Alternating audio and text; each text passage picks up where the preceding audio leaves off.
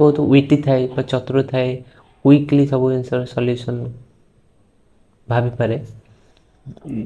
5 ଗୋଟେ quick learner ଥାଏ, ଜଲ୍ଦି ଜଲ୍ଦି ସବୁ କିଛି ଗ୍ରାସ୍ପ କରେ, କିନ୍ତୁ ଇଜିଲି ବୋର୍ ବି ହେଇଯାଏ। ସହଜରେ ଗୋଟେ ଜାଗାରେ ସ୍ଥିର ରହିପାରିବନି, ସବୁବେଳେ ଚଞ୍ଚଳତା ଦେଖାଯିବ। ତେଣୁ ଇଏ ଗୋଟେ ଆଡ଼ଭେଞ୍ଚରସ୍ର ନମ୍ବର ଆଉ ରିସ୍କ ଟେକିଂର ନମ୍ବର, ଅନକନଭେନ୍ସନାଲ୍ ଥାଏ। ଯାହା ବି ଟ୍ରାଡ଼ିସନ୍ ବା ସିଷ୍ଟମେଟିକ୍ ଜିନିଷ ମାନେ ଚାଲି ଆସିଛି, 5 ସେ ଜିନିଷଠାରୁ ଅଲଗା କିଛି ଖୋଜେ ବା ଅଲଗା ରାସ୍ତା ଫାଉଣ୍ଡ କରେ। ତେଣୁ ୟାକୁ ଆମେ କହିପାରିବା ଗୋଟେ ସିଷ୍ଟମ୍ ବ୍ରେକର୍। ଏକ୍ଜାକ୍ଟ ସିଷ୍ଟମ୍କୁ ବ୍ରେକ୍ କରେନି, କିନ୍ତୁ ସିଷ୍ଟମ୍ରେ କିଛି ଚେଞ୍ଜେସ୍ ଆଣେ।